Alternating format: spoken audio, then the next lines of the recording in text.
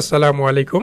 আপনাদের সকলকে ওয়েলকাম করছি তথ্য ও যোগাযোগ প্রযুক্তি অধিদপ্তর এর অফিস সহায়ক পদের নিয়োগ পরীক্ষা 2025-এর OMR ফর্ম পূরণের নমুনার এই ভিডিওতে।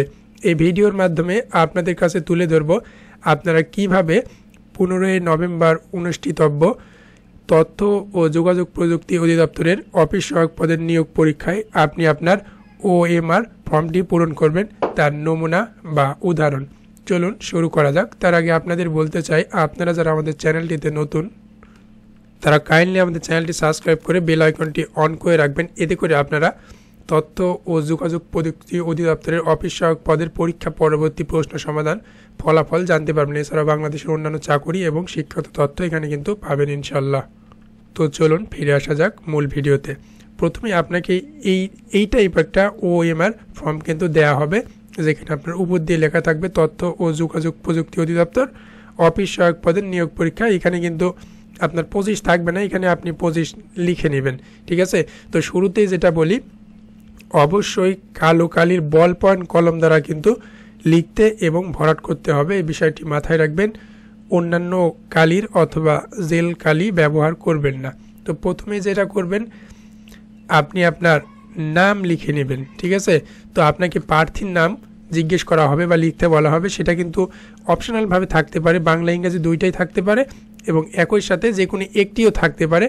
এবং একই সাথে কিন্তু বাংলা ইংরেজি নাম যদি থাকে, আপনাকে কিন্তু ক্যাপিটাল অক্ষর অর্থাৎ বড় হাতের অক্ষরেও কিন্তু চাওয়া হইতে পারে, ঠিক আছে। এটা কিন্তু বলে রাখলাম। তো বাংলায় যদি নাম চাই এভাবে, তাহলে এই যে নাম লিখবেন মোহাম্মদ জাকির আলী অনিক, এটা আপনার উদাহরণস্বরূপ লেখা হয়েছে। ইংরেজিতে যদি চাই এবং ক্যাপিটাল লেটার তথা বড় হাতের অক্ষরে যদি চাই, তাহলে আপনি বড় হাতের অক্ষরে দিবেন, আর না হলে আপনি স্বাভাবিকভাবেই লিখবেন। এই যে দেখতে পাচ্ছেন MD জাকির আলী অনিক। তো সিমিলারভাবে কিন্তু পিতার নাম বাংলায় এই যে মোহাম্মদ সালাউদ্দিন দেখতে পাচ্ছেন, এবং ইংরেজিতে একইভাবে মোহাম্মদ সালাউদ্দিন, ঠিক আছে।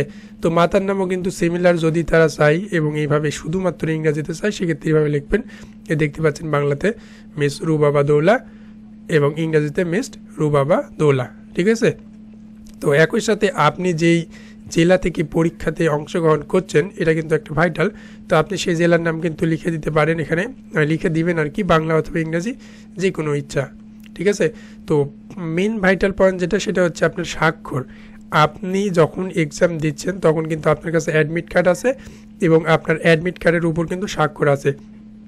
আপনি আবেদন করার সময় যে স্বাক্ষর করছেন, ঠিক আছে, একটি সিমিলার স্বাক্ষর কিন্তু করবেন, সেটা ইংরেজিতে হোক কিংবা বাংলাতে হোক, প্রয়োজনে আপনি দেখে দেখে সিমিলার স্বাক্ষরটি করবেন। স্বাক্ষর কিন্তু উল্টাপাল্টা হইলে আপনার উত্তরপত্র কিন্তু বাতিলও হইতে পারে, ঠিক আছে। তো এই হচ্ছে আসি আপনার কক্ষ পরিদর্শকের স্বাক্ষর। এখানে আপনার কিছু করণীয় নেই, সেখানে তারাই করবে। এবং দ্বিতীয়ত তারিখ, যেটা আপনাদের পরীক্ষা যেহেতু 15 নভেম্বর, সেক্ষেত্রে আপনি তারিখটা এইভাবে দিয়ে দিবেন, ঠিক আছে, 15/11/2025।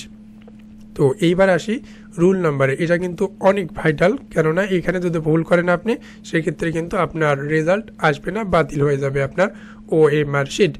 তো রেজাল্ট যদি এইভাবে বাংলাতে চাই, তাহলে অবশ্যই বাংলাতে এইভাবে টাইপ করবেন বা লিখবেন, টাইপ না লিখবেন।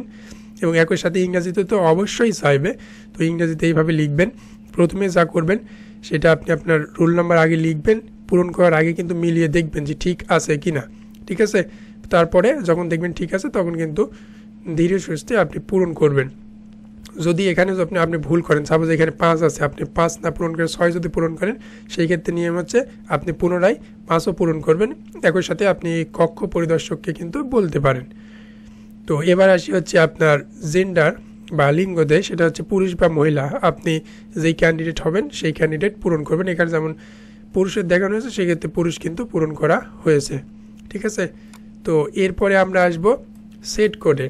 তো আপনি যেহেতু OMR শিটটা পাবেন 15 মিনিট আগে, আপনার রোল নাম্বার, নাম, জেলা, স্বাক্ষর লেখার জন্য সেইগুলো পূরণ করে যখনই আপনাকে উত্তরপত্র আপনার হচ্ছে প্রশ্ন দিবে, তো এখানে কিন্তু অনেকেই ভুল করে, প্রশ্ন হাতে পাওয়ার সাথে সাথে কিন্তু আপনি আপনার সেট কোডটা দেখে সেট কোডটা পূরণ করবেন। অনেকে হয় পরীক্ষা দিয়ে চলে আসে কিন্তু সেট কোডটা পূরণ করতে ভুলে যায়। তো সেট কোডটা দেখে নিয়ে আপনি পূরণ করবেন। এখানে যেমন সেট কোড পদ্মা পূরণ করা হয়েছে।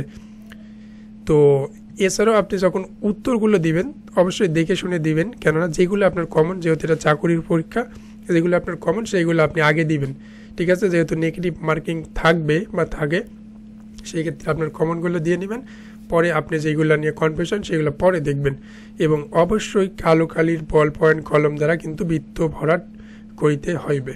তো এই ছিল আজকের ভিডিও। ভালো লেগে থাকলে লাইক কমেন্ট শেয়ার করবেন, একই সাথে চ্যানেলটি সাবস্ক্রাইব করতে ভুলবেন না, কেননা এখানে পরীক্ষা পরবর্তী কিন্তু প্রশ্ন সমাধান এবং ফলাফল সবগুলোই পাবেন ইনশাল্লাহ। সকলের ভালো ফলাফল অর্থাৎ ভালো পরীক্ষার অনুপ্রেরণাই বা দোয়াই আজকে এখানে শেষ করছি। আসসালামু আলাইকুম।